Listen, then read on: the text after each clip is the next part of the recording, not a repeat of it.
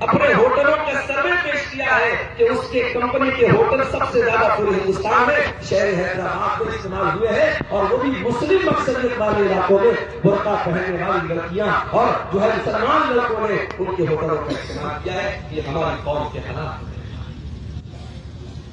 آج یہ مصیبتیں یوں ہی نہیں آ رہی ہیں، یہ پریشانیاں یوں ہی نہیں آ رہی ہیں۔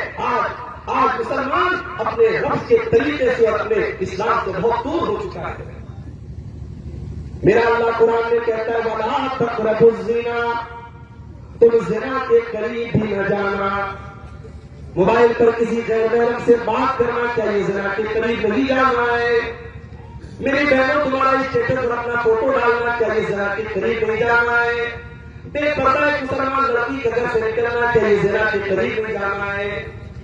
بڑے بڑے اسکولوں اور کالجوں اور یونیورسٹیوں میں جوان لڑکے لڑکیوں کا ساتھ میں پڑھنا، کیا یہ زنا کے قریب نہیں جانا ہے؟ قرآن کہتا ہے زنا کرنا تو بڑی دور کی بات ہے، وَلَا تَقْرَبُوا الزِّنَا، تم زنا کے قریب بھی نہ جانا، إِنَّهُ كَانَ فَاحِشَةً وَسَاءَ سَبِيلًا، یہ بڑا گندا کام ہے، بڑا برا راستہ ہے۔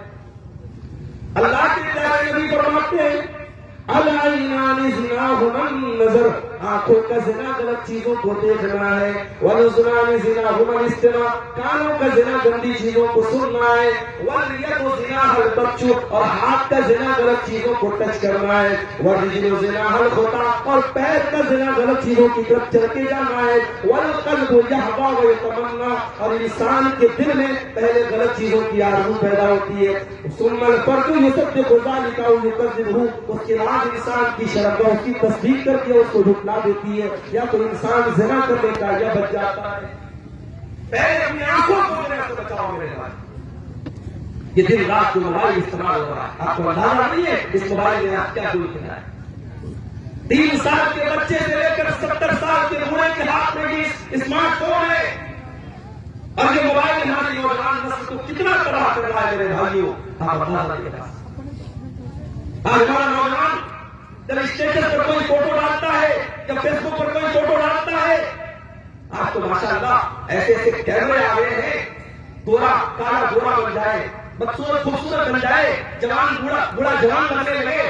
آج تو کیمرے اور فلٹر کا دور ہے، ایسے ایسے فلٹر آئے ہیں، ہمارا نوجوان اپنے فلٹر کیے ہوئے فوٹو کو فیس بک پہ ڈالتا ہے، واٹس ایپ پہ ڈالتا ہے، اسٹیٹس لگاتا ہے، اور پھر ہر منٹ میں چیک کرتا ہے کتنے لوگوں نے مجھے لائک کیا، میرے اسٹیٹس کو کتنے لوگوں نے دیکھا، میری فیس بک کی پوسٹ کو کتنے لوگوں نے لائک کیا۔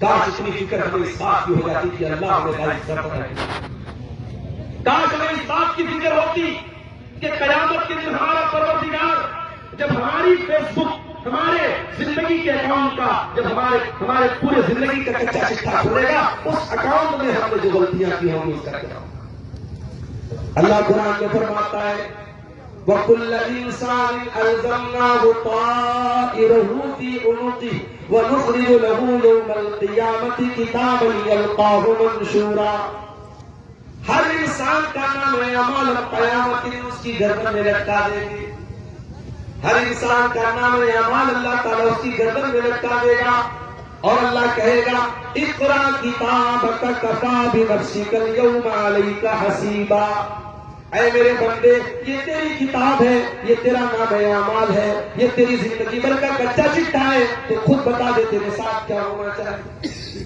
آج تو سوشل میڈیا استعمال کرنے والا دوسروں کے بارے میں جج بن جاتا ہے، اپنے بارے میں وکیل بن جاتا ہے، دوسروں کی چھوٹی چھوٹی باتوں پر سیدھے جنت و جہنم کا فیصلہ کرتا ہے، اور اپنی حلوائی کے لیے وکیل بن جاتا ہے۔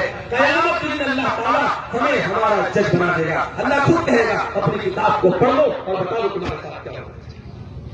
میرے بھائیوں دنیا والوں کے لائک کے چکر میں نہ پڑو، اللہ ہمیں لائک کرے گا کہ نہیں کرے گا اس کی فکر۔ ہو سکتا ہے دنیا میں ہم نے فلٹر کر کے اپنا فوٹو ڈال دیا، دنیا والوں نے بہت لائک کر لیا، لیکن اگر ہمارا عمل خراب ہے، ہمارا کیریکٹر خراب ہے، ہمارا ایمان کمزور ہے، اللہ قرآن میں کہتا ہے وَوُجُوهٌ يَوْمَئِذٍ عَلَيْهَا غَبَرَةٌ، ترهقها قترة اولئك هم الكفرة الفجرة. میرے بندو، تم نے دنیا میں جتنا بھی اپنے چہرے کو خوبصورت بنایا ہوگا، جتنا بھی فلٹر کر کے اپنے چہروں کو تم نے خوبصورت اور چمکدار بنا لیا ہوگا، میرے بندو قیامت کے دن کچھ لوگوں کے چہرے کالے کلوٹے ہوں گے، بڑے بھیانک ہوں گے، بڑے گرد و غبار سے اٹے ہوئے ہوں گے، بڑے کالے ہوں گے، بڑے بھیانک ہوں گے. فرمایا اولئک هم الکفرۃ الفجرہ، یہ کافروں کے چہرے ہوں گے، یہ فاسق و فاجر لوگوں کے چہرے ہوں گے، یہ بدکار لوگوں کے چہرے ہوں گے، یہ اللہ کے نافرمان لوگوں کے چہرے ہوں گے. اس دن کی فکر کرو میرے، زندگی کا کوئی بھروسہ نہیں ہے. کون سا ایکسیڈنٹ، کون سا بیماری، کون سی بیماری، کون سا واقعہ موت کا بہانہ بن جائے، ہم نہیں جان سکتے. ایسا نہیں صرف 70 سال والوں کی جنازے اٹھ رہے ہیں، 20 سال 25 سال والوں کی جنازے اٹھ رہے ہیں. میرے پیارے ساتھیوں، قرآن آپ کو آواز دے رہا ہے ادخلوا فی السلم کافہ، اسلام کے اندر پورے کے پورے داخل ہو جاؤ. ولا تتبعوا خطوات الشیطان، شیطان کے نقش قدم پہ نہ چلو. آج ہمارا نوجوان پیسہ کمانے کی اندھی دوڑ میں مبتلا ہے. ابھی آئی پی ایل شروع ہونے والا ہے. جیسے آئی پی ایل شروع ہوتا ہے، مسلمانوں کے علاقوں میں سٹے بازی شروع، اور اب تو ماشاء اللہ موبائل پر بڑے خوبصورت ناموں سے ایپ چل رہے ہیں، ڈریم 11، یہ فلانا، یہ ٹھکانا، یہ جتنے ایپ ہیں یہ سب جوا کھلوا رہے ہیں، سٹا کروا رہے ہیں. اور ہمارا نوجوان راتوں رات امیر بننے کے لیے اور پیسہ کمانے کے لیے اس جوئے کی لت میں مبتلا ہے. میرے پیارے نوجوان ساتھیوں، حرام پیسہ تم کما بھی لو گے اور وہ حرام کا پیسہ تمہارے گھر میں آئے گا. تمہارے بیوی بچوں کو، تمہارے گھر والوں کو اگر وہ حرام کا لقمہ کو اپنے گھر والوں کو کھلاؤ گے، اللہ کے نبی فرماتے ہیں مَا نَبَتَ لَحْمٌ مِّن سُحْتٍ، جس جسم کی پرورش حرام کمائی سے ہوگی، وَالنَّارُ أَوْلَىٰ بِهِ، وہ جسم جہنم کی آگ میں ڈالا جائے گا. حرام کمائی اگر ہمارے گھروں میں آ گئی، اللہ کی قسم ہماری نمازیں قبول نہ ہوگی، ہماری دعائیں قبول نہ ہوگی. اللہ کے نبی فرماتے ہیں ایک انسان بڑا لمبا سفر کر کے آتا ہے، اس کے کپڑے میلے ہو جاتے ہیں، اس کے بال منتشر ہو جاتے ہیں، وہ اللہ کی بارگاہ میں ہاتھ پھیلا پھیلا کے دعا کرتا ہے، یا ربی کہہ کے دعا کرتا ہے. وَمَطْعَمُهُ حرام وَمَلْبَسُهُ حرام وَمَشْرَبُهُ حرام، لیکن اس کا کھانا حرام کمائی کا ہوتا ہے، اس کا پانی حرام کمائی کا ہوتا ہے، اس کا کپڑا حرام کمائی کا ہوتا ہے، وہ غذي بالحرام، اس کی پرورش حرام کمائی کی ہوتی ہے. اللہ کے نبی فرماتے فَأَنَّىٰ يُسْتَجَابُ لِذَٰلِكَ، اس حرام خور کی دعا کیسے قبول ہو؟ حرام کھانے کے بعد ہماری دعا قبول نہیں ہوتی. پیسہ کماؤ، حلال راستے بہت ہیں میرے بھائیوں، کاروبار کے معاملے میں بھی ہمیں دین پر چلنا ہے. اسی لیے حضرت عمر فاروق رضی اللہ تعالیٰ عنہ جب مدینہ کے بازار میں جایا کرتے تھے، کہا کرتے تھے لا یبیع فی سوقنا الا من تفقہ فی الدین، ہمارے مارکیٹ میں وہی کاروبار کرے، ہمارے بازار میں وہی کاروبار کرے جو دین کی سمجھ رکھتا ہو، جو حلال و حرام کی تمیز رکھتا ہو، وہی کاروبار کرے، حرام کی کاروبار نہ کرے. اگر حرام کی کاروبار کرے گا، جس کو حلال و حرام کی تمیز نہیں ہے تو وہ غلط راستہ بھی اپنائے گا، وہ سود اور بیاج کا کام بھی کرے گا، وہ حرام کام بھی کرے گا. آج مسلمان سود اور بیاج کا کام، جس گناہ کے بارے میں اللہ کے نبی نے فرمایا کہ اپنی سگی ماں سے زنا کرنے سے زیادہ خطرناک وہ گناہ ہے، آج مسلمان سود کھا رہا ہے، آج مسلمان جوا کھیل رہا ہے، آج مسلمان حرام کمائی اپنے گھر میں رہا. میرے پیارے بھائیوں، پیسہ کمانے کے سلسلے میں بھی آپ دین کے اوپر چلنا شروع کرو.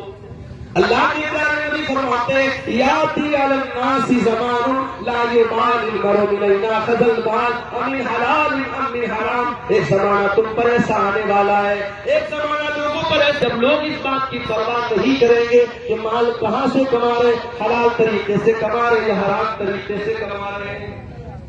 حلال طریقے سے پیسہ کماؤ.